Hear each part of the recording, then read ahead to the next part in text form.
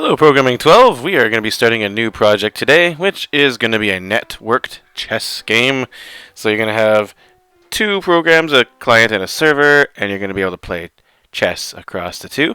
And we're just going to be starting with making a generic chess board that we'll be able to manipulate. And then, kind of like the tic-tac-toe project, which is really just sort of an intro to what we're doing right now, we're going to take that and we're going to split it into two mirrored projects and add the server client stuff to it.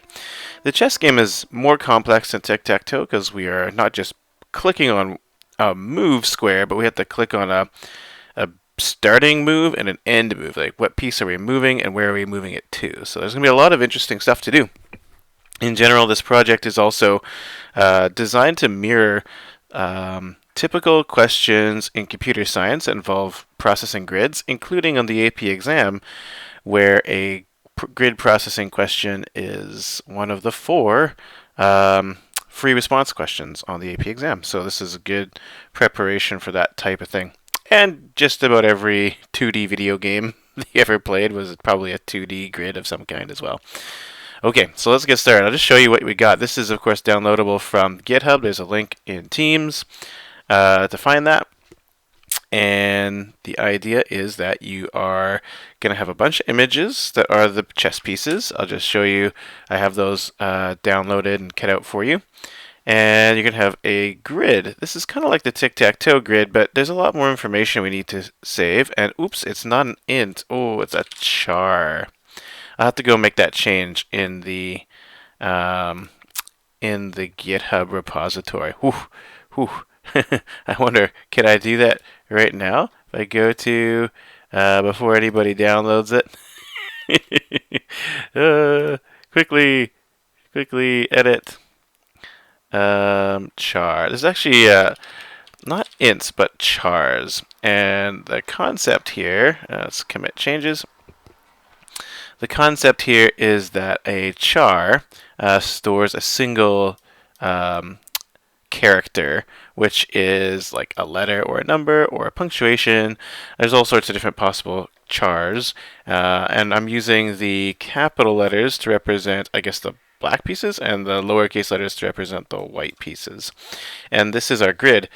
What the heck is all these curly braces and stuff? So basically, we have beginning and end brace to indicate that we've got like a grid started, and then each subsequent set of curly braces represents a row, and each element in the row is separated by a comma. So this is sort of the first corner square, the next square, and so on.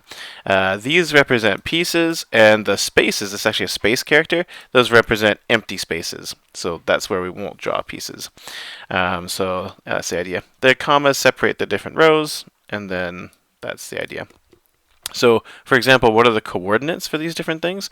So let's take a look at, say, this bishop right down here. So white bishop.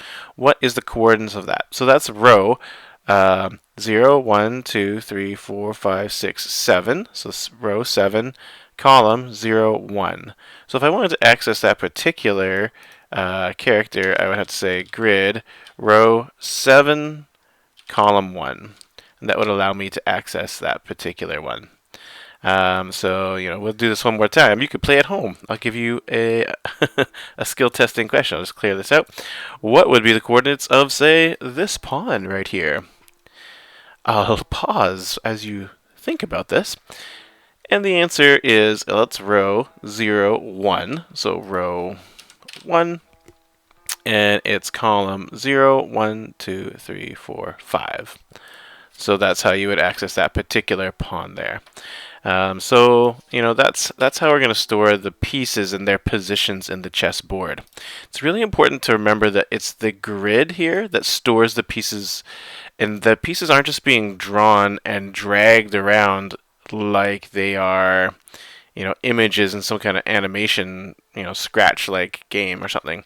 The data is stored directly in here, and we're going to use a loop to draw it out. And when we make a move, we're going to be clicking on the screen, but it won't really be the images we're dragging. We're going to update the grid, and then the grid will be redrawn appropriately. So That's something that always is a tricky thing as students get started on this project. Remembering that the underlying data is the grid, moves are recorded on here, not in not really on the screen. That's a reflection of what's in our grid. All right, so here's our setup. I'm making it 800 by 800, so each square will be 100 by 100. And I just loaded all the pictures for you, and hopefully that saves you some time. And then in the draw function, we have two functions. There's a draw board, which I've done for you, and draw pieces.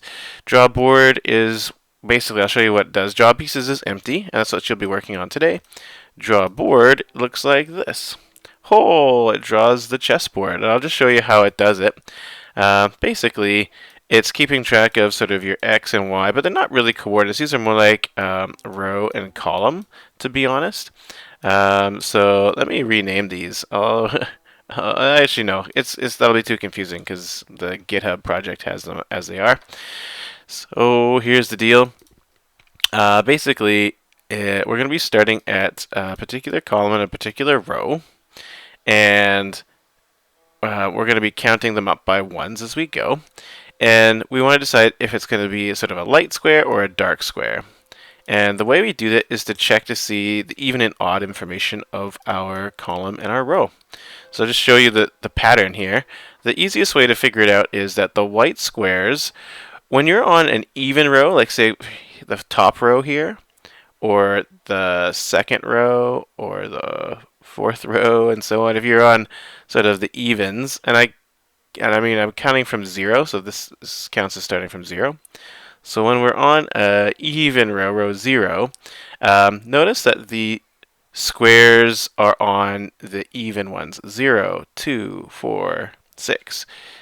So white squares on even rows are on even columns. And on the odd rows, like 1, 3, 5, the white squares are on the odd columns, 1, 3, 5.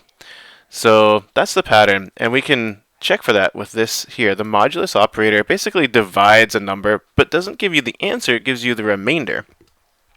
So if you divide by 2, and it's an even number, you get a remainder of 0. So basically we're trying to see, this returns whether it's even or odd. And so basically if our column is odd and our row is odd, then we want to fill with light. Or if our column is even and our row is even, we want to fill with a light color. So this is a really fast way of checking, do we want a light or a dark square? And then we draw the square. Notice we have to times by 100. That helps to make this all work. And then we go down to the next next column, and then if we get to the end, we go back to the 0th column and go down a row. So that's how this is all sort of working. That's how draw board works. So I got that much for you. So now here's your job. What you want to be doing is drawing the pieces. You're gonna be writing a loop that's gonna loop through this information. It's going to be kind of like the tic-tac-toe project, so you should take a look at that to get some idea. It'll be a little bit more complicated. We're looking to see if, what characters. There's going to be a bunch of if statements. We got to decide if we draw a black rook, or a white rook, or a black bishop, or a white bishop, or a black pawn, or a white pawn, and so on. So this is going to be a lot more than just drawing X's and O's. We also have to be able to draw nothing as well. So that's the thing. So you're going to write some kind of loop and draw pieces. And it's going to go through the rows and columns of the grid. And you are going to each time be checking to see what the character is and choosing to draw the appropriate image. And the images are all loaded up here. So just an example of how you can check. You could say something like if grid, and I'm assuming you're going to have a row and column variable, equals... if you want to draw a black pawn, it'd be like this. Then image, and then it would be B pawn, and then whatever the coordinates are, probably have to multiply this by the grid size, something like this. And then make it 100 by 100. So this would be an example of the kind of if statement you would write in that while loop. So you'd have to be checking for different things. Here's black pawn because it's capital P, but lowercase p would be a white pawn. So the if statement would look like that. The space, you basically do nothing. I'm not even sure if you really need an if statement for that. So that's sort of the story of how that works. Okay, so that's your task for today, is to create the draw pieces function. And then I'd recommend trying to change something, like alter the board in some way. I know it's not correct, but you can say grid 0, 0 equals capital K, which is a black king, and see if your draw pieces function actually changes the rook that should be there into a king. Just as an example, just to see if your loop is responding correctly. Okay, so good luck with that. I hope it is a fun experience, and remember to look at the tic-tac-toe problem or program as an example of how we can process a grid in a loop, which is a pretty fundamental and wonderful skill to develop for your computer science education. Thanks, everybody. Have a great day.